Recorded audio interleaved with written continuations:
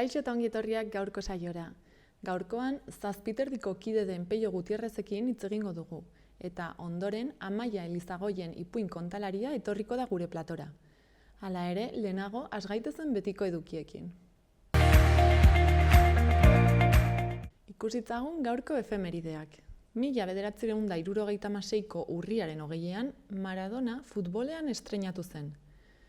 Gainera, gaurko egunez, baina duela 10 urte 2011an, ETAk jarduera armatua behin betiko amaitzea erabaki zuela jakinarazi zuen. Eta urte eta egun berean, 2011an, Muammar al-Kaddafi hil zuten. Ikusitzagun orain gaurko lerroburuak.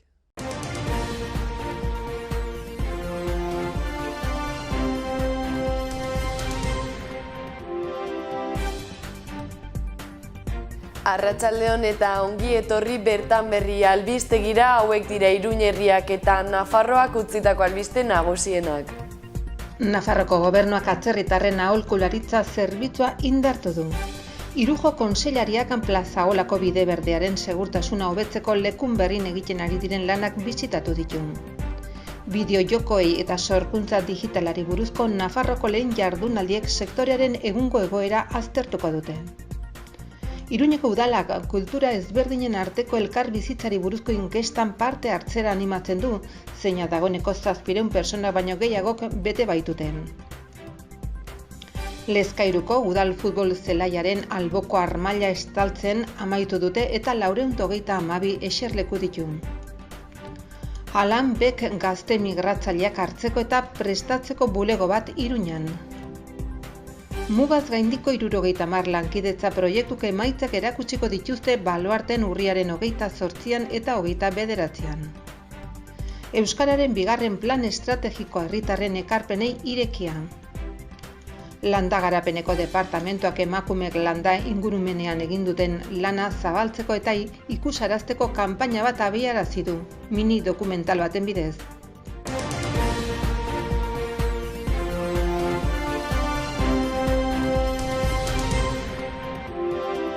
Asteontako agenda errepasatzen jarraituko dugu. Gaur, arratsaldeko 7etan, Nafarroako Antzerki Eskolan kopaz kopa obraz gozatzeko aukera izanen da antzerki aroaren barne. Sarrerak 8 euroko prezioa izanen du. Ostiralean, bestalde, Recuperados, Parranda Aske Is Not a Crime kontzertuak izanen dira zentralen 10 euroko sarreraren truke eta arratsaldeko 6:30 aurrera. Horretaz gain, larunbatean, goizeko 10etan, Borroka armatuak Euskadin liburuen inguruko solasaldiak eginen dituzte Laban. Eta azkenik, larunbat arratsaldean, 5etan hasita, geltokin ipuinak ipuin saioa egonen da. Azken saioan, Xabier Olasoren 2005an Euskadi Literatura Saria jaso zuen Pupuan Trapua poema liburuko poemez gozatzeko aukera izanen da. Horretarako, Idoia Tapia antzezle eta musikaria ere izanen da bertan. Jarrai dezagun gaurko komunikabideen azalak aztertzen. Diario de Notiziasekin hasiko gara.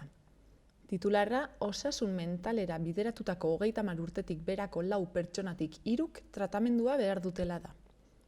Gainera, 40 urtetik berakoen artean bularreko minbizia kasuen areagotzeagatiko kezka azpimarratzen du azalak. Argazkiaren bidez aldiz, etarik gabe hamarkada bat igaro dela gogorarazten du. Gai aldatuz, 1200 enpresak eta autonomok COVID-agatik 29,5 milioiko laguntza jaso dutela jakinarazten du. Baita ZF-TRVek erdieroaleen krisiagatik produkzioa Poloniara eraman duela ere. Bukatzeko, Sanferminak 3 egun luzatzeko mailaren proposamenari egindako kritikak nabarmentzen ditu gaurko Notiziasen azalak. Diario de Navarrara pasako gara. Nafarroak datorren ikasturtetik aurrera institutuetan terrorismoaren historia emango duela dio titularrak. Argazkiaren bidez aldiz, 2024etik aurrera autobiak ordainduko direla jakinarazten du. Bestalde, Sanferminak luzatzeko proposamenaren aurrean iritzi desberdinak izan direla aipatzen du. Horretaz gain, aseguru batek Nafarroako taberna bati COVID-aren itxieragatik ordaindu beharko diola ere jasotzen du azal honek. Kiroletan, batetik Aimar Olaizola pelotariari eskaintzen dio tartea, eta bestetik, futbolean, Osasunak 10 autobus linea martxan jarri dituela jakinarazten du eta Kike Garzia ez dagoela ostiralerako baztertuta ere jasotzen du. Gararekin jarraituko dugu. Aitamari erreskatatutako 105 lagunentzako portu seguruaren bila dabilela nabarmentzen du Azalak. Gainera, Lakuak Madrilera bidaliko dituen Next proiektuak 130 merkatzen dituela ere jakinarazten du. Bestalde, PSOEren eta gobernuaren urriaren 18ko adierazpenaren ondoriozko kontraesanak azpimarratzen ditu gaurko Garak. Eta azkenik, argazkia Iratxe Sorzabal Osloko solaskideari eskaintzen dio. Berriara pasako gara. Albiste nagusia Euskal Herria aldatu zuen adierazpena da, etak armak utzi zituela jakinarazi zuenetik 10 urte pasadiren hontan. Horretaz gain, Poloniako lehen ministroak Europarlamentuan erreforma judiziala babestu duela jakinarazten du. Bestalde, Irati filmaz ere aritzen da Azala, eta amaitzeko Defense for Children International Palestine elkarteko kideak elkarrizketatzen ditu gaurko alean. Eta Euskal Herria irratiarekin bukatuko dugu. Komunikabide honek, gobernuak Euskararen bigarren plan estrategikoa herritarren ekarpenetara ireki duela nabarmentzen du.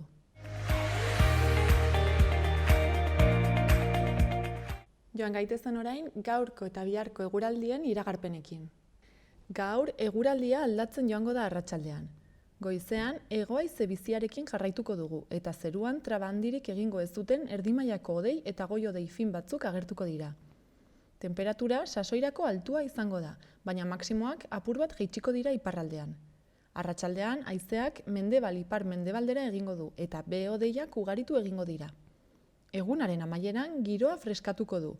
Zerua hodeitsu geratuko da eta iparraldeko zenbait lekutan euri apur bat egin dezake. Eta bihar, ostegunean, eguraldia goitik behera aldatuko da. Zerua tarteka oso hodeitsu egongo da eta euri apur bat egingo du, batez ere ipar isurialdean. Mendebal ipar-mendebaldeko haizea zakar ibiliko da kostaldean eta Ebro ibarrean ziertzoak joko du. Bestalde, asko jaitsiko da temperatura. Maksimoak asteazkenekoak baino 10 gradu baxuagoak izango dira hainbat lekutan.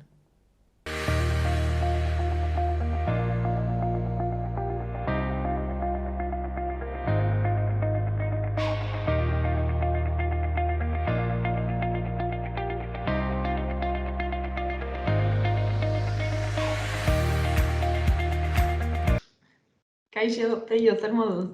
Kaixo, oso ondo, eskerrik asko, onbidatzeagatik. Bueno, zuri, onartzeagatik eta gurekin hitz egiteagatik, ratoska bat. Konta iguzu pixkatzezu, 7 erdiko kidea zara, ezta? Eta, berez zer da egiten duzuena? Bai, gu berez kooperatiba bat gara, baina gure burua kolektibo gisa izendatzen dugu. Guk ikusentzunezkoen kolektibo bat gara. Normalean dokumentalak eta ez fikzioa jorratzen dugu, baina, denetako lanak egiten ditugu baita ere, eta baita ere, azken urtetan bai lan asko egin dugu, ikastaroak eta tailerrak ematen, ikusentzunezkoari buelta bat eman nahian, ez? Teknikari garrantzia gutxigo emanez eta edukiari garrantzia eman nahian. Orduan, pixkat zuen helburuak eta baloreak zeintzuk izango lirateke? Guk uste dugu errealidadetik abiatuta sortu daitezkela barruko gogoetak eta pentsamenduak adierazteko modu bat. Orduan, guk inguruan daukaguna erabilita, erabili daitekela guk gure barruan dauden gauzak adierazteko eta holako esperimento narratiboak eta egiten ditugu, holako kontuak adierazteko. Zaitzen zarete beti gauza berriak probatzen eta teknika berriekin? Bai, denetatik egiten dugu, baina bai da, nik uste bai dela gure. Ez dakit hainbeste berrikuntza dan eta gauza berriak egitea dan gure intentzioa, baina bai apostu bat egiten dugu, gauzak kontatzeko beste modu bat bilatzeana, edo behintzat bakoitzak bere kontatzeko modua bilatzeana. Orduan, hori da bai da gure helburuetako bat. Eta orain, aurtengo zinetika jaialdian, tailer batzuk emango dituzue, eta zer izango egingo duzuena? Bai, berez, tailerrak Gasteizko Gazte Film Fest festivalak antolatzen du. Gazte Film Fest da gaztei zuzendutako zinema jorratzen duen festival bat, eta, bueno, haien helburua da baita ere Gasteiztik bertatik ateratzea eta kanpoan kolaborazioak egitea beste festivalekin. Orduan, zinetikarekin batera antolatu dute mugatik korrespondentzia deitzen den ikastaro hau. Berez ikastaro hau zuzendua dago mugarekin harremana daukan jendearekin. Hau da, guk mugaren kontzeptua erabiliko dugu tailerrean, baino oso modu irikian, baino egia da parte hartzaileek bai muga oso konkretuki jarraitu duten, bizi izan duten personak izan direla. Orduan, gehien bat parte hartzaileak dira migrazioarekin lotutako jendea, eta hortarako Iruñan 6 elkarteak lagundu digu da Servicio Socioeducativo Intercultural elkartea da Iruñakoa, eta haien bitartez iritsi zaizkigu parte hartzaileak. Vale, eta zenbat parte hartzaile izango dira gutxi gorabehera esan duzu, ez? Gazteak izango direla eta migranteak eta... Bai. Oraingoz ditugunak dira 16 urtetatik 21 urtetako tarte hortako gazteak, eta 8ko talde bada. Gure helburua da, tailerraren funtsa da gutun filmikoak idaztea. Hau da, eskutitz filmaz sortutako eskutitzak izatea, ez? Guk idatziz egiten ditugun eskutitzak bezala,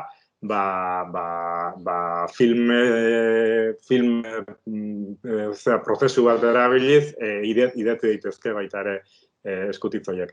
Orduan, guk gaztei egin araziko dioguna da, haien egunerokotasunetik abiatuta, haiek egunero ikusten dituzten gauzak eta sentitzen dituzten gauzetatik abiatuta, gutunak idazteko, oraingoz haientzako ez ezaguna izango den ez ezaguna izango da gutun hori jasoko duena, baina bai adostuta dauzkagu beste tailer batzuk beranduago, azaroan zehar adibidez Gasteizen beste tailer bat izango da, eta tailer horren abiapuntua izango da Iruñan idatzitako gutunak. Gutun horiek erantzun egingo dituzte Gasteizko gazteek.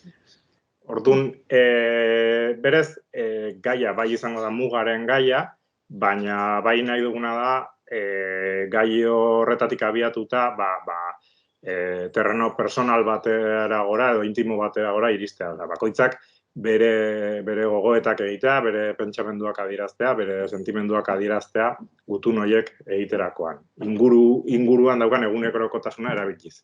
Eta gero hori zer egingo duzuen nolabait, filmatu ala horretatik abiatuta film bat sortu? Azken emaitza egia esan ez daukagu pentsatu ere emaitza final bat egitea. Guri beti esaten dugu, ez da ere gure invento bat, baina guri prozesua interesatzen zaiguna. Emaitza finala, ikusiko dugu, guztiak batu daitezken gutun guzti horiek eta forma osatu bat eman da aldi egun, baina guk nahi duguna da batez ere prozesuan zentratu eta gutunak sortzeko modu hortan. Orduan, berdin horregatik baita gaztei adieraziko diegun lehenengo gauza bai da lasai egoteko. Adibidez, alde teknikotik edo berdin zaigu zineaz ez badakite edo filmatzen ez badakite, guk gainera mugikorrekin filmatuko dugun gauza bat izango da. Azkenan, interesatzen zaigu gehiago intimidadea eta benetan gertu daukazuna eta zure kontatzeko modua aurkitzea, eta bilaketa hori bera, emaitza baino, ez? Orduan, alde horretatik esango diogu, ez beldurrik ez edukitzeko, irudiak itxusiak badira, berdin da ez dago irudi itxusirik, ez? Zuk sortu baduzu eta zugandik atera bada hori filmatzeko gogoa, ja polita da, berez. Eta noizbait egin duzue halako beste proiekturik, antzeko zerbait?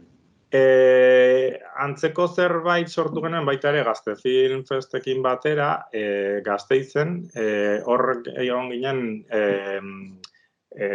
gazte atzerritarren zentro batean, eta han antzeko ikastaroren bat egin genuen, etzen nola gutunen formarekin, baina bai zen, bueno, haien egunerokotasunetik abiatuta, pieza bat egitearen helburua zen.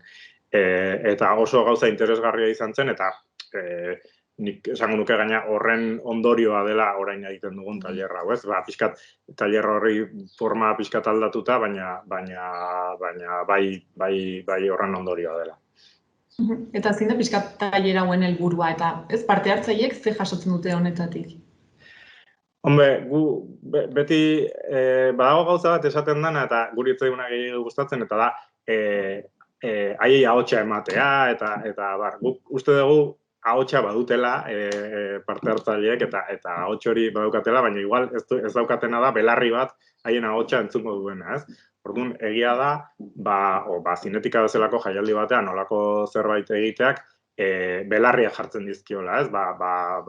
Jendea adi egongo da, ikastarontan parte hartzen duten gazteek zer egiten duten eta hori ikusteko aukera izango da, ez dakit orain bukatu bezen pronto ikastara, baina bai aurreragoan hori ikusteko, emaitza hori ikusteko aukera egongo dela. Orduan, behintzat bai egongo da haien ahotsa entzuteko aukera hori.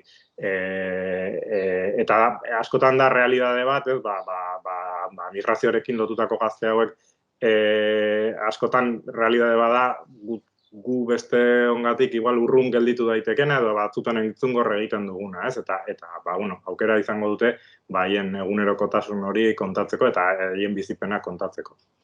Interesa dago, hau entzuteko, entzulen partetik? Nik uste dut baiet.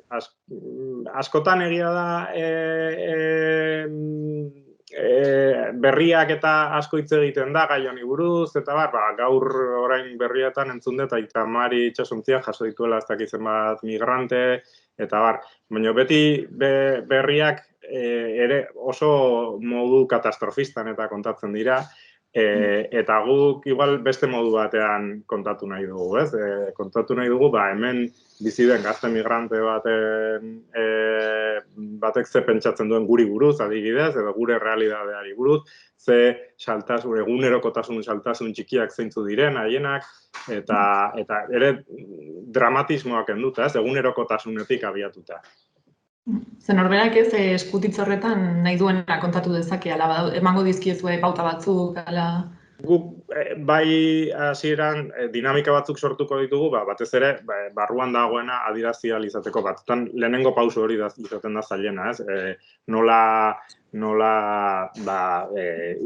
orrialde txurira nola iritsi, ez? Eta niri orain kontatzea nondik hasiko naiz, ez? Kontatzen, ez? Eta dinamika horietatik abiatuta, bai sortu nahi dugu bakoitzaren kontatzeko modua aurkitu eta bakoitzak bere barruan dagoena kontatu dezan. Orduan, idazketa dinamika batzu ditugu, baina baita ere interesatzen zaigu ikusentzunezko formatura eramatea. Orduan, irudiak eta hitzek talka egiten duten leku hortan, esanahi berriak sortzea, ez da berdina, esaldi konkretu bati irudi bat jarri edo beste bat, eta horrek esanahi berri bat sortzen du, eta horren bitartezko jokoak eginez, talde eskutitz bat egitea.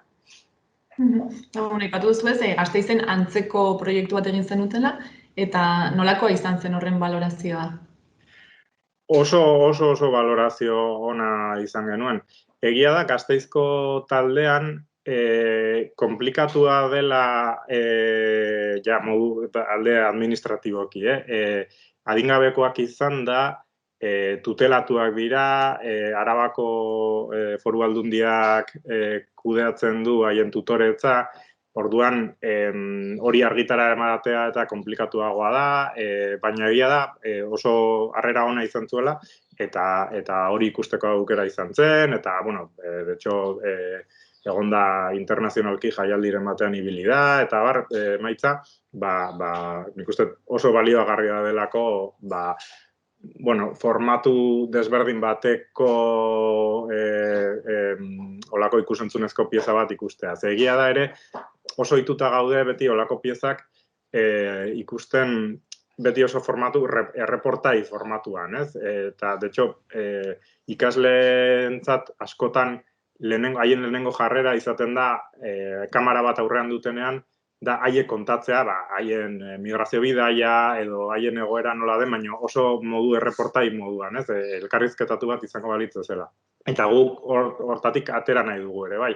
Orduan, Gasteizko tailer hontan, gure prozesuaren parte importante bat izan zen, hortik ateratzea, eta ez dugu nahi, ez dakit, berrien kate bat zuengana etortzen denean, eta mikrofonoa jartzen direzunean, hori nola kontatzen direzun, ze hori ikusi dugu hainbat aldiz.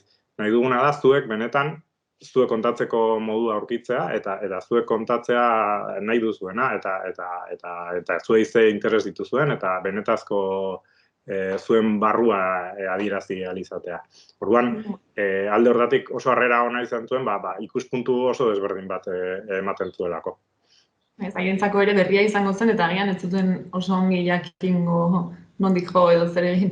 Bai, nik uste dut oso ohituta daudela komunikabideak haiengana jotzen direnean oso gai konkretuei buruz hitz egiten dute, eta diskurso erdi prefabrikatu bat dute, esan ez ni hona nator lan egitera nator, ez nator lapurtzera, ez dakiz zer, holako dinamika oso konkretuak dazkate, eta hortatik nik uste hortatik aratago jumar dugula, ez?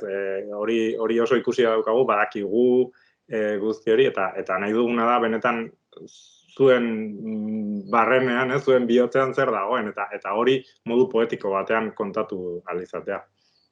Bueno, oso proiektu polita ez, eta aipatu duzu, orain Iruñan egingo dela, eta gero nolabait horri erantzuna emango diotela berriz ere Gasteiztik. Orduan zei bilbide egingo du proiektu honek, badago nolabait finkatuta, ala pixkat ikusten joango zarete egiten doan zenean.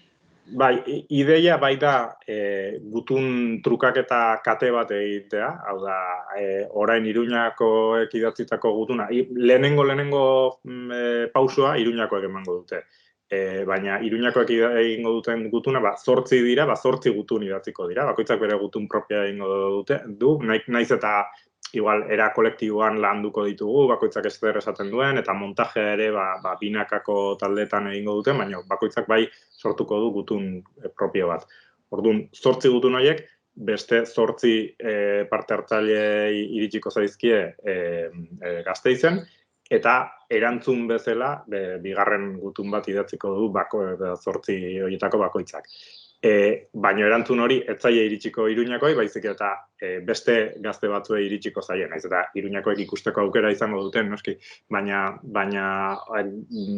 bigarren pauso horren emaitzak beste gazte batzuek jasoko dute, eta horrela gurpila jarraituko du. Oraingoz lotuta ditugunak Iruña eta Gasteiz dira, baina ideia bai da Euskal Herrian zehar hainbat lekutan egin ahal izatea. Bueno, orduan, honen bitartez ez, agian gazte hauen artean ere harremanak sor daitezke, nolabait, eta elkarrekin ez, haien errealitateak elkarre banatzeko modu bat izan daiteke ere. Bai, proiektu hori igual Gazte Film Festeko kidek hobeto aipatuko dute, baina proiektuaren helburua bai da, Euskal Herrian zehar gazteen arteko lotura egitea, eta provintzia desberdinetako jendea, eta elkarren artean harremanetan jartzea, modu audiovisuala erabiliz. Modu artistiko bat ez, desberdin bat, eta agian atseginagoa ere. Eta askotan egiazkoagoa, esan nahi dut, batzuetan zu norbait aurkezten duzunean eta lehen aldiz ikusten duzunean kafe bat hartzera zoaz eta berekin egiten duzun ezagutza oso oinarrizkoa da. Kaixo, zer moduz, nola ditzen zara, zenbat urte dituzu, zer dira gustoko dituzun gauzak. Baina hemen oso gauza intimoa kontatuko dituzte. Bakoitzak, agian haien burua ez dugu ikusiko, edo bai, hori bakoitzak erabakiko du, agian haien ahotsa entzungo da, edo ez, edo igual testuan jarri nahi izango dute, agian haien hizkuntzan hitz egingo dute, edo gaztelaniaz, edo euskeraz, edo ikusiko dugu nola egin nahi duten. Baina, benetan esaten dutena, askoz gauza intimoagoa eta berdaderoagoa izango da, ez? Eta nik uste dut, persona baten beste ikuspegi bat erakusten dena, askotan azalera agertzen ez dena, ez? Eta zuentzat ere, ez, tailer hau eskaintzen duzuen entzat ere, imaginatzen dut berezia izango dela. Bai, oso berezia da. Egia da, esfortzua handia eskatzen duela, ez? Lan handia egin behar dela, baino egia da oso eskerra handiko dela ere guretzako eta aurkitzen ditu sorpresa oso politak eta kontatzeko modu oso berriak eta askotan hori ez, gu ere saiatzen gara kontatzeko moduetan adibidez, telebistan eta ikusten diren rol ja prefabrikatuetatik ere ateratzea. Asko gertatzen zaigu azken aldian, jendeak oso, ez dakit hitza hori da, baina kontaminatua dago YouTuberren estiloaz edo TikTokeren estiloaz, eta hori oso ondo dago, ez daukagu bat ere horren kontra. Baina gure beldurra da, hori ez den zerbait kanpotik datorkiguna eta jaso duguna, eta benetan ez duela kontatzen guk zer nahi dugun, baizik eta kanpotik ikusten dugun zerbait da, eta nola ez dakigun gure barnekoa nola kontatu, edo gure ahotsa nola zein den, oraindik ez dugunez aurkitu, kanpoko formuletara jotzen dugu, ez? Orduan, kasu honetan, bai da gogorra, baina baita da oso polita da, batean, ikasle batek bere kontatzeko modua aurkitzen duenean eta ikusten duenean, hau, esaldi hau jarrita, baina beste irudi hau filmatu nuen atzo eta igual musika hau jarrita edo kantu hau jarrita, batean beste modu batean kontatu dut eta benetan nik sentitzen dudana azaltzen dut kontatu gabe, hitzez hitz adirazi gabe, baizik eta irudien eta soinua eta hitzen bitartez, kombinazio horren bitartez, batean sortu da esanai berri bat, eta hori da benetan nik adirazi nahi dudana, ez? Orduan, proiektu honen abia puntua ez, badakigu Iruñan izanen dela, ez dakigu noiz nola bukatuko den, baina uste duzu agian noizbait emaitza ikusteko aukera izanen dugula. Nik imaginatzen dut, baietz, orain zinetikan ez dakit ziur emaitza ikusteko aukera egongo den, oraintxe harrapatzen dut, ez dakidala publikoki erakutsiko den, baita ere horregatik, kasu batzutan adingabeak direnez eta ez dakit posible izango dugun. Dena den nik uste dut aurrerago, proiektuak aurrera egiten duen enean, hori ikusteko aukera egongo dela ziur eta proiektua igual zabalagoa denean proiektzio bat antolatu daiteken. Bueno, ikusi beharko da ez, itxaron beharko dugu, zer gertatzen den. Eta, bestetik, zazpiterdin egiten dituzuen gauzen berri edo izateko, nola egin daiteke? Guk gure web orria daukagu, zazpiterdi.com, eta gure Twitter eta Facebook kanalak baditugu. Ez gara, egia esan oso sare sozial ez ditugu gehiagi jorratzen, baina hori gure akatsa delako, ez daukagu sare sozialen kontra, baina egia da, ez gara, hori da, marketing kontuetan ez gara zonak. Baina bai, eta han proiektzioak daudenean eta hor jartzen ditugu, eta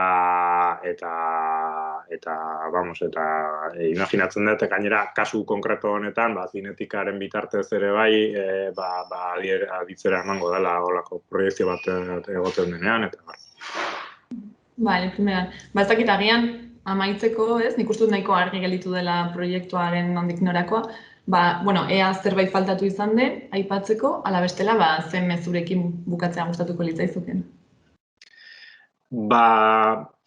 Nik uste dut, guk egiten dugun, tailerrean egiten dugun erreflexio hau, nik uste dut jende guztiarentzat izan daitekela, ez?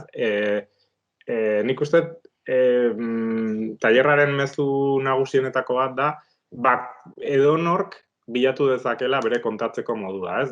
Askotan gertatzen zaigu, tailerretan parte hartzen duten gazteek askotan esaten dira, baina eske nik ez dakat imaginaziorik, nik ez dakat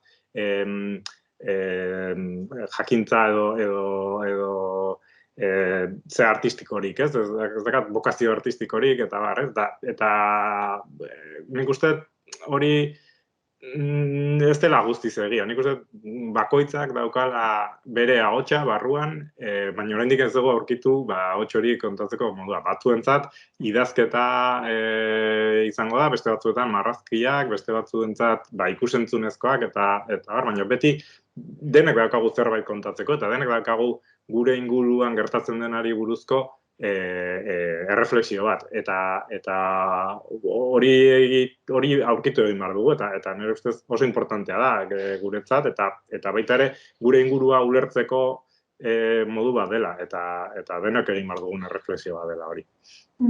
Primeran, mila esker, Peio gurekin hitz egiteagatik. Eskerrik asko, zuei. Eta beste bat arte, ongi joan dadila guztia. Eskerrik asko, bai.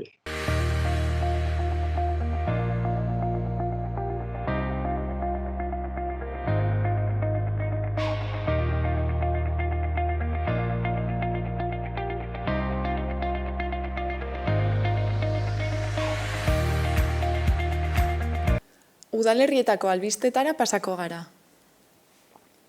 Burlatan, datorren asteartean urriaren 26ean, Burlata Trans solasaldi musikatua eginen dute arratsaldeko 6:30 kulturetxean.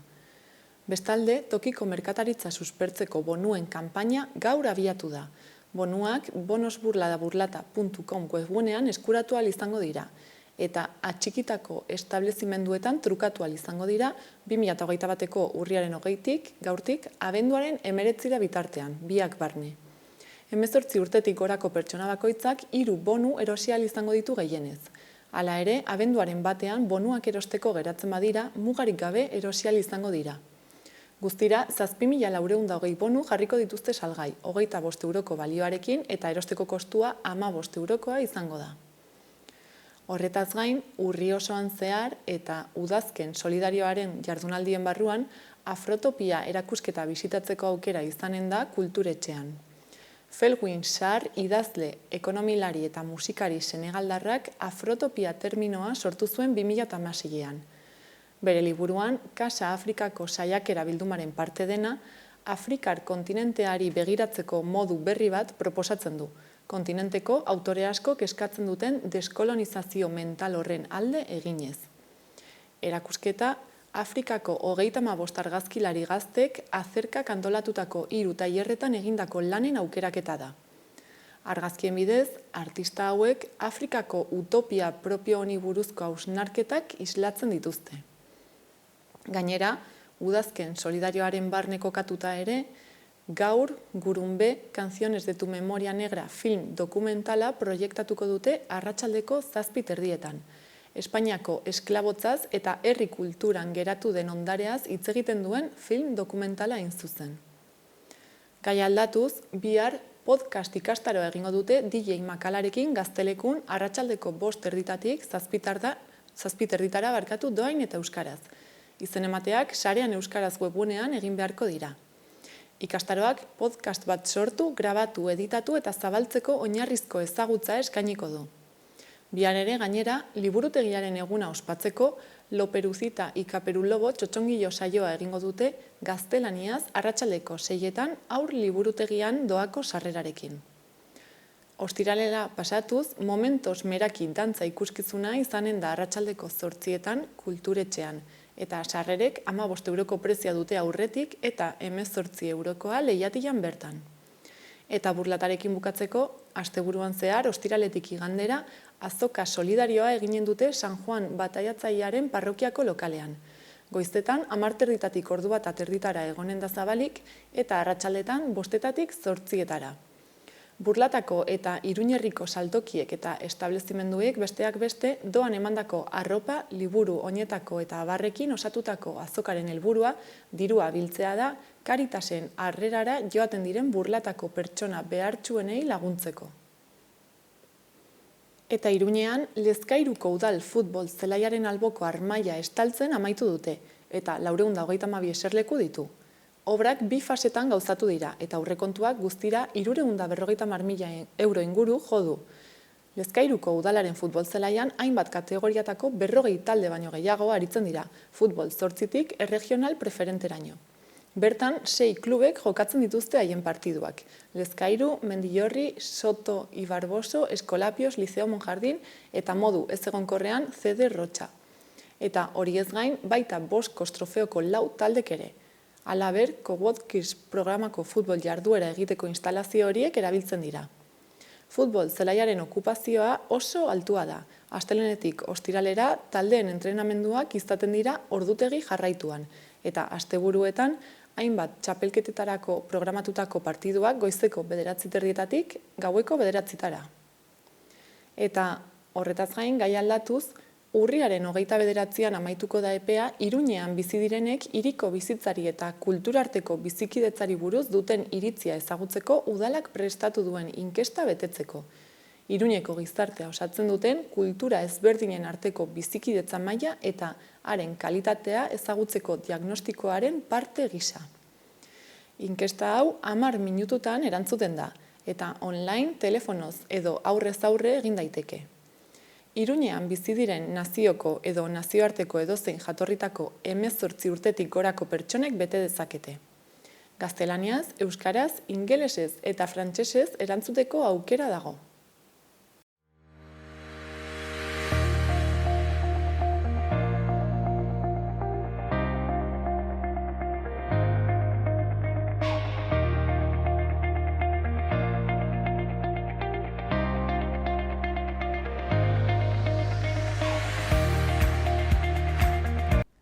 Orain, Amaia Elizagoien ipuin kontalaria etorri da gure platora. Kaixo, Amaia?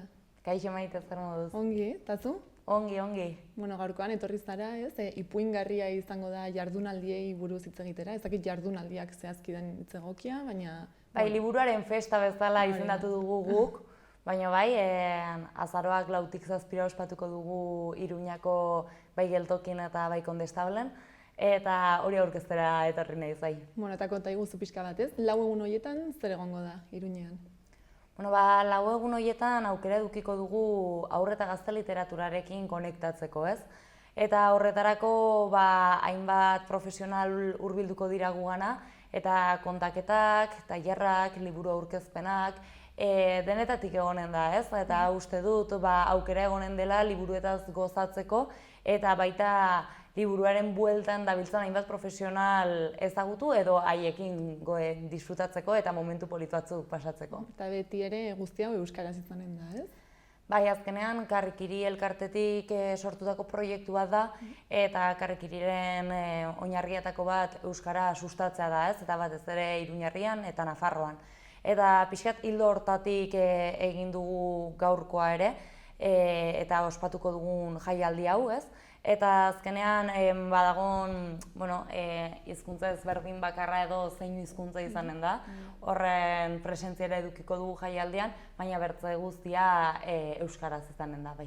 Eta hau izanen da, ez, jaialdi hau ospatuko den lehenengo aldia, nola sortu zitzaizuen hau egiteko ideia edo beharren bat identifikatu zenuten hor, ez, hau egiteko? Kurioso da, baina hemen sortu zen behar hori, bai. Ni hemen lanean nenbilela etorri zen Karrikiriko Ondarru, eta hasi ginen ez, ipuinen inguruan hitz egiten, eta zeba zegoen Euskal Herrian eta batez ere Iruñan egiteke, eta zer egin zitekeen, ez? Eta halako batean elkartu ginen 3-4 zoro, hasi ginen planteatzen nola egin genezakeen, zer izaten altzen berezia edo zer izan zitekeen interesgarria publikoarendako. Eta pixkanaka finkatuz joan ginen zein izanen zen plana, ez, edo programa. Argi genuen programa polit bat izatea nahi genula, egun batzuk hartuko zituena, eta jendeak aukera edo eskaintza zabala edukiko zuena, ez. Eta, hasiera batean lehengo maiatzan ospatu behar genuen, baina COVID-ak ezakun utzi aintzinetiten, eta azkenean erabaki dugu eta ospatuko dugu azaroak 4-7. Eta orduan zein izango da helburua jaialdi honena? Helburua haur eta gazte literatura, euskarazko haur eta gazte literatura zabaltzea, literaturarekin eta honek barne biltzen dituen munduekin disfrutatzea, eta batez ere jendearekin, hartu eman hori edukitzea eta jendeari pixkat hurbilago edo gertuago eramatea ipuinen mundu hau, unibertso txiki hau. Eta uste duzu haur eta gazte literaturak bere espazioa duela, ala ez dela gehiegi baloratzen agian? Badauka bere espazioa eta badaude bertze jaialdi edo badaude bertze espazio hauek lantzeko, baina egia da handitzetan arraspedagogizatua dagoela dena, eta eskoletara eramaten dugula edo haurtzaroko etapa konkretu batzutan uzten ditugula liburu hauek, Eta guretako haur eta gazte literatura bezala sailkatua dagun hori zabalagoa ere bada. Eta horregatik ere bai, naiz eta aurrek presentzia handia edukiko duten jaialdi honetan, izan ere gure ustez aurrak dira etorkizuna eta aurrek esperientzia positiboak jasotzen badituzte bai euskararekin, bai literaturarekin, etorkizunean ona eta hurbiltzeko aukera gehiago egonen dira. Saiatu gara ere bai, helduendako eskaintza bat eskaintzen, eta espazio bat egon dadila ere bai, helduek ikasteko eta gozatzeko. Orduan pixkat jarduerak denentzako egonen dira? Hori da. Bai, eta nahiko familiarra da, prestatu dugun hau. Egia da, lehenengo bi egunetan goizetan eskolekin etorriko direla aurrak, eta irakasleekin biziko dute esperientzia hau, baina horrez gain, bai arratsaldetan, bai asteburuan familiarekin etortzeko espazioak sortu ditugu, eta azkenean ere guretako garrantzitsua da gurasoek eta aurrek esperientzia hauek elkarbanatzea. Zeren gurasoak eta aurrek esperientzia hauek elkarbanatzen dituztenean, gero esperientziak gehiago nahi dituzte halakoak, Eta hori arrasgarrantzitsua da, bai helduen imaginarioan, bai aurrenean euskarazko literatura horrek presentzia eduki dezan. Eta zer nolako jarduerak izanen dira? Aipatu duzu ipuin kontaketak eta? Bai, alde batetik kontaketak egonen dire, mota unitzetakoak, hau da, egonen dire eskoletara zuzendutako kontaketak, egonen dira familiari zuzendutakoak, erran bezala zein hizkuntzarekin ere kontaketa bat egonen da, bertzalde helduendako kontaketa pare bat ere egonen dire, eta kontaketa musikatuak ere bai. Eta bertze alde batetik liburu aurkezpenak egonen dire, haur eta gazte literaturako liburu edo albunenak. Bertzalde tailerrak egonen dira nola kontatu edo kontateknikak lantzeko. Eta baita ilustratzaileek tailerrak emanen dituzte eskolei zuzenduak, eta gero mural bat eginen dute adibidez, Dani Martirenak eta bere bikotiak, eta egonen dira hainbat ekintza, eta gero ere bai nola espazio bat egonen da, zeinetan profesional batzuk liburuak salgai edukiko dituzten eta aholkularitzarako ere aukera egonen da. Orduan, alde hortatik uste dugu badagola zer ukitua eta gauza handitza egiteko aukera edukiko dugula. Orduan norberarentzat egonen da beti zerbait egokia hor disfrutatzeko? Bai, eta gainera handitzetan badaukagu joera hori, dena adinka sailkatzen dugu eta adin horren arabera mugitzen gara kultur espazioetan handitzen den, baina ipuinen kasuan eta ilustrazioen kasuan eduki dezakete gutxieneko adin bat, baina gero hortik aintzin ipuinak denendako dire, eta filosofia hori nik uste eta guk uste zabaldu behar dela, ze denek bizitu dugu esperientzia bat, helduaroan adibidez, aurren liburu bat edo album bat hartu eta disfrutatzearena, eta sentitzarena zurekin ere badagola zerbait zure barrenean pizten dena, Orduan, gonbidatu nahi ditugu bai aurrak, bai helduak esperientzia hori bizitzera. Eta zer jasoko dute, Agian bertara doan norbaitek zer espero dezake aurkitzea edo nola aterako da handik? Titulu aukeratzeko orduan nik uste dut arek ere erraten duela zerbait, ipuingarria izango da. Nik uste dut gure helburua gutxienez da eta uste dugu hala izango dela publikoak sentitzea halako betitasun bat, halako plazer bat, halako gozamen bat literaturarekin. Eta hori da sortu nahi duguna, konplizitate bat azkenean, Bai hor gabiltzan profesional eta ikusleen artean, bai elkartzen diren familien artean, bai liburu eta pertsonen artean, ez? Eta hori sortzeko helburuarekin egin dugu jaialdi hau. Vale, primeran. Eta, bueno, esan dugu ez, bi espazio desberdinetan egingo dela, Kondestablen eta Geltokin, orduan, imaginatzen dut nolabaiteko aforoa dagoela, ez dakit lehenagotik erreserbarik egin behar den, ala... Bai, Kondestable bat ez dira aukeratu genuen, aurrendako eskolak etortzen ziren momenturako iruditzen zitzaigulako egokiagoa zela, batez ere espazio gehiago dituelako, ez, edo areto gehiago. Eta Bertzalde Geltokin egitean nahi genuen, ze Iruñako zentroan dago, ez, erdigunea da, Geltokik ere bai bere baitan biltzen ditu hainbertze proiektu guretako arras interesgarriak direnak, eta iruditzen zitzaigun behartzela izan zerbait ere bisuala, ez, eta zerbait hori bertan ibili zaitezkena, egin ditzazkezunak gauz ezberdinak, ez? Eta horretarako egokien ikusten genuen Geltoki, eta egia da, aforoekin eta ez da erreixa izan, ez? Festa antolatzea ze legeak aldatuz joan dire, eta egunero zen zeo zer ezberdina, eta protokoloak, eta dena delakoak, baina, orain egoera nahiko honean gaude, eta uste dugu Geltokin hurbiltzen den ororendako lekua egonen dela. Orduan ez da arazorik egongo, ez? Egunean bertan joan eta... Hori da. Aukera izanen da. Bai. Eta, programazio osoa non kontsultatu daiteke?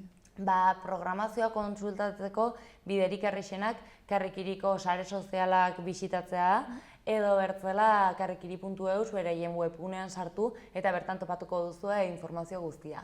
Eta, aipatu ditugu ez, jarduera mota izanen diren, eta esan dugu ere ez du ipuin kontalaria zarela, eta bertan egonen zara saio batzuk eskaintzen. Bai, hala da, bai. Bai. Alde batetik, laguntzaile bezala ibiliko naiz, eta bertzalde batetik egingo ditugu zenbait saio. Aurrendako kontaketa bat edukiko dugu, gero helduendako bertze kontaketa bat Lourdes Iriondoren inguruan. Guk egingo ditugun saio guztiak musikatuak izango dira, eta 3. saio bat eginen dugu zeinu hizkuntzarekin. Eta horretaz gain, tailer bat emanen dut konta praktiken inguruan, edo ipuinen aukeraketaren inguruan. Eta, motxe izango da, baina espero dut hurbiltzen den orok zerbait edukitzea etxera eramateko. Eta zu nola hasi zinen, ez? Mundu hontan, nola sartu zinen ipuin kontaketaren munduan? Ipuin kontaketaren munduan sartu nintzen pixkat kasualitatez, nik aurrezkuntzako gradua egin nuen, eta bertan nintzela irakasle batek animatu nindun, bertan sartzera. Eta, bidea berezia izan da, ez? Ez zara egun batetik bertzera kontalari profesional bihurtzen, ze azkenean plazak erakusten dizu nola kontatu, kasu haunitzetan, etxeko lan handia ere badago, baina bada, ez? Bidean ikasten duzun ofizio bat, bertzein bertze bezala, azkenean ofizio guztiak behar dute, ez? Eta lehenengo urtetan poliki-poliki egiten dituen saio gutxi batzuk, eta gero zortea eduki nuen, aukera eduki nuela kontatzen segitzeko eta esperimentatzeko, eta bapatean bezala ohartu nintzen ontara dedikatu nahi nuela nire denbora, eta orduak pasatzen dituela ontan eta gustatzen zitzaidala. Eta ordutik, bertzain bat proiekturekin elkarbanatuz, nahiko neska mugitua naiz eta gustatzen zaidite gauz ezberdinak esperimentatzea, baina nahiko argi dut gaur egun gutxienez, eta hurrengo urtetan bederen, ipuinak kontatzen segitu nahi dudala, ze ederra da ipuinen eta publikoaren arteko zubilan hori egitea. Eta gero nola lantzen dituzu, ez? Publiko desberdinei zuzendutako ipuinak, ze aurrez osatutako publiko bat edo helduz, ez? Oso desberdina izanen da. Nik errango nuke ipuinak baino kontatzeko era aldatzen dela. Erran bezala, niretako garrantzitsua da ipuin batek edukitzea zehozer, ez? Eta arras intuitiboa da ipuin batek pizten datzuna. Niretako ipuin bat hartu, irakurri eta batean zerbait sentitzen badut mugitzen datela, badakit nik ipuin hori zubi hortatik pasa edo zubilan hori egin eta publikoari eskintzeko pres nagoela edo egon naitekeela, ez? Orduan, nire ustez gakoa da haunitz irakurri eta haunitz entzun, ze haunitzetan gaten zarenean kontatzera edo kafe bat hartzen nahi zarenean lagun batekin kontatzea zerbait eta horrek pizteatzu zerbait eta batean zure imaginarioa hasten da sortzen, ez? Eta esperientzia arras ederra da. Eta gero nire ustez ere arras garrantzitsua da, hori ez, gure aintzinetik egon diren horiek jaso dituzten ipuin guztiak, eduki dituzten lan guzti horiek hartu, irakurri eta mugitzen dakuten horiek transmititzen segitzea, ez? Kontalaritza beti izan da transmisioa, eta gure ustez Irati Celestinorekin batera egiten dudalako lan, eta azkenean bagara, ez, talde bat, gure ustez behar da, ez, atzera begiratu aurrera joateko, zeren ipuin batzuk urte haunitzez egon dira gure gizartearen imaginarioan, eta ez da kasualitatea, ez? Orduan, gero ikusiko da, ez? Ipuin horrek beti ipuinak aldatuz doaz, eta gure egin behar ditugu, baina gure hortatik iraganetik hartu eta pasa, ez? Hori da pixkat. Denaren egia da, ez? Normalan ipuinak zuzenean aurrekin harremantzen ditugula, eta hori normala da ere, ez? Baina gero, helduei zuzentzea, ez da zailago, ez gehiago kostatzen, ez? Aurre disposizio hori izatea ipuin bat entzutera joateko. Oso berezia da, ze justu aurreko gunean ikusi nuen, ez? Dokumental txiki batean, eta honen inguruan ere egonen dira hainbat iritzi, eta herrialde bakoitzak edukiko du berea, ez? Baino, aipatzen zen, gaur egun aurrendako kontatzen diren istorioak bere garaian helduendako zirela. Eta jaso zituzten lehenengo idazle horiek edo, jaso zituzten hein handi batean, ohartu zirelako egon zen epoka bat edo garai bat kolonizazioa haunitz eta gerra haunitz zeudenak, eta orduan beldurra zeukaten herrialde batzuk gure kulturaren ahozko tradizio galduko da, ez? Orduan idatziko ditugu transmisioarekin jarraitzeko. Eta hasiera batean ziren haurrak agertzen ziren eta etxeko kontuak ziren ipuinak. Hau da, ez ziren aurrendako ipuinak. Gero hartu ziren aurrendako zuzenduta edo aurrei begira idaztiz gero edo egokituz gero, salmenta handiagoa zela. Eta hortik hasi ziren ipuinak aurrei zuzentzen. Egia da, azkenean kontutan hartu behar dugu lehengo ahozkotasun hortan, seguraski aurrak ere egonen zirela, baina helduak helduari kontatutako ipuinak ziren. Eta gaur egun, egia da, Euskal Herrieko kasuan, 70. hamarkada inguruan, hasi zela pedagogizazio bat, eta horrek ere salbatu dituela ipuinak, eta hori ere ederra da. Baina ordura arte ipuinak familian kontatzen ziren, edo tabernan kontatzen ziren, ez? Ez ziren hainbertze eskoletan kontatzen. Eta gero ere bai ipuinen barnean badaude hainbertze subgenero errango dugu, ez? Ze azkenen erlijioak ere ipuina haunitz kontatu dizkigu balore batzuk transmititzeko desioarekin. Orduan horiek ere bai bertze genero bat dira eta horiek ere baute beren bidea, ez? Baina gure ustez importantea da, ze gainera gaur egun aurrak geroz eta lehenago eramaten ditugu helduen mundura. Eta kaso alderantzizko bidea egin behar dugu, ez? Ze aurren mundutik ere badago zer ikasia, edo orain aurren munduan kokatu dugun hortatik, eta zer gozatua ere bai, ez? Orduan badaude, ez? Oraindik hausnarketa handiz nire ustez egiteko, eta batez ere niri gertatzen zait handitzetan, gateneiz aurrei kontatzera, bere gurasoekin tortzen dire, ikuste dituzu guraso gozatzen, ez? Eta horrek ere hor pizten zaizut arte dizu, ara, akaso zuk ere bai behar dituzu ipuinak edo gustatzen zaizkizu.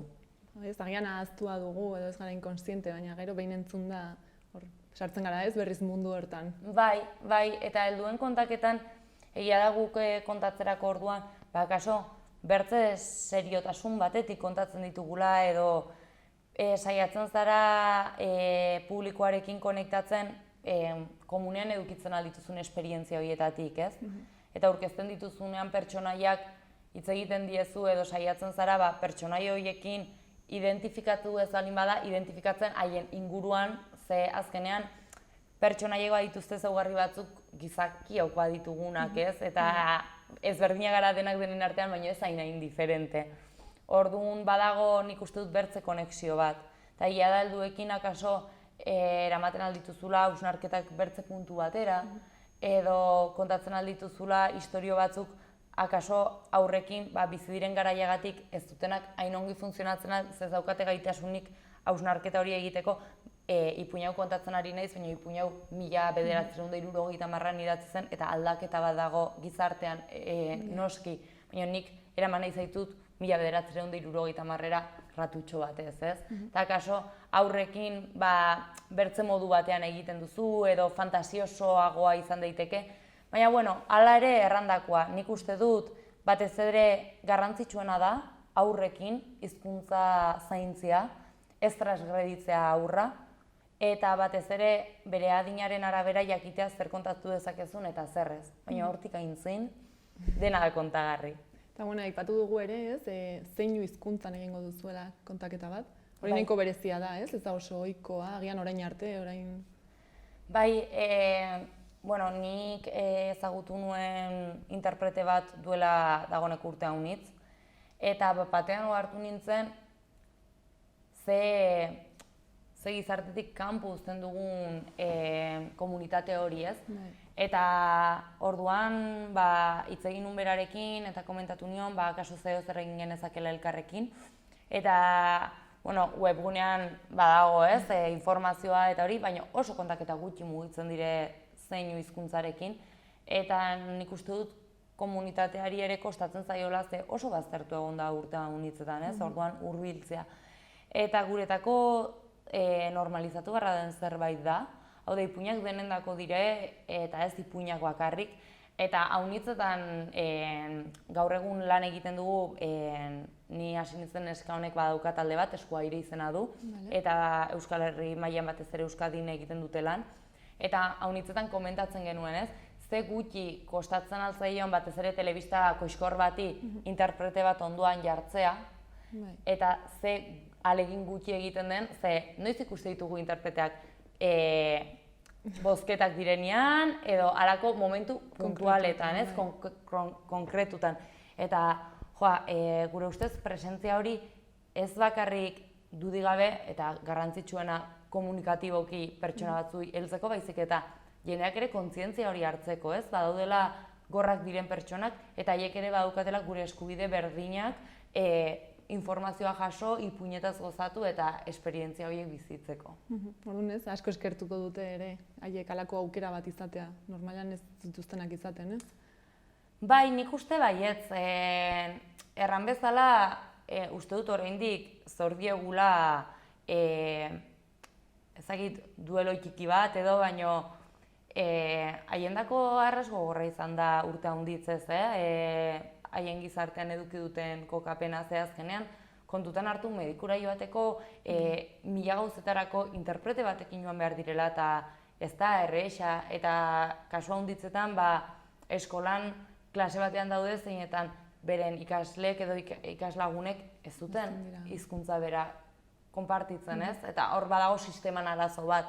Orduan, guretako hau da keinu bat, hurbiltzen badire zoragarria izango da, eta batez ere, nire ustez ere, berezia da, ze bapatean Iruñerriako gorren elkartetara jotzen dugunean, topatuko ditugu gorrak familia euskalduna dutenak, baina erdalduna dutenak ere bai, zeinu hizkuntza bakarra da, bi daude Espainiar estatuan, katalana eta Espainiar estatukoa, baina euskal komunitateak ez du bere hizkuntza ez. Orduan, niri gustatuko litzaidake ze akaso familia batzuk bere momentuen ez zutenak autua egin bere seme-alabak euskaraz ezteko, akaso ohartu daitezke komunitate honek badituela hainbat ezaugarri ederrak direnak, ez? Eta akaso egon daiteke bertze zubi bat, ez? Orduan, azken finean ez, ipuinen bitartez zubiak eraikitzen zabiltzate. Bai, errango nuke baietz, bai. Eta gogotsu gaude, ilusioz beteak, eta uste dugu ipuingarria izango dela, ez? Eta gogoekin hasteko, ze hainbertze luzatu da hasiera, ez? Noiz hasiko gara, eta dagoeneko bueltan dago, eta hementxe dago, eta bai. Ez dakitez bukatzeko, nori egingo zenioken gonbitea egun hauetan ez, Iruñera gerturatzeko, edo ze mezurekin bukatzea gustatuko litzaizukeen? Nik gonbidatzen ditut Euskal Herriko euskaltzale, kulturzale eta nola ez, ipuinzale guztiak. Uste dut badela espazioa zeinetan gauz berezia handiz gertatuko diren, eta denek edukiko dugula gozatzeko, ikasteko eta hartuta emateko aukera. Beraz, etor zaitezte ipuingarria izango baita. Mila esker, Amaia etortzeagatik, honen berri ematera, eta oso ongi joan dadila guztia. Mila esker zuri Maite eta bertze bat arte.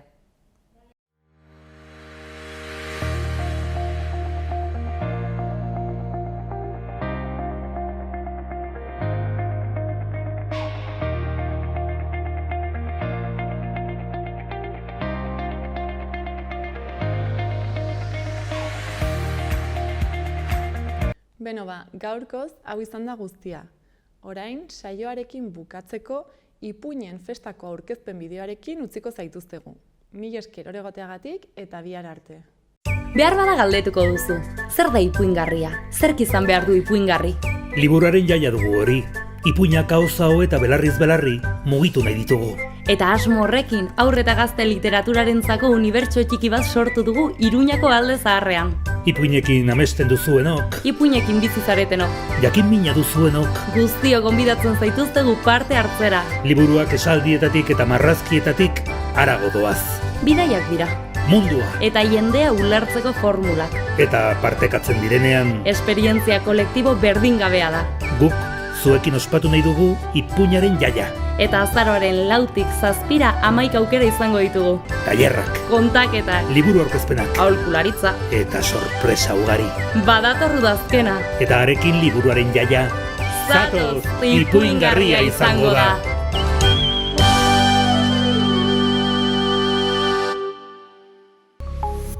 Gobierno de Navarra. Nafarroako gobernua.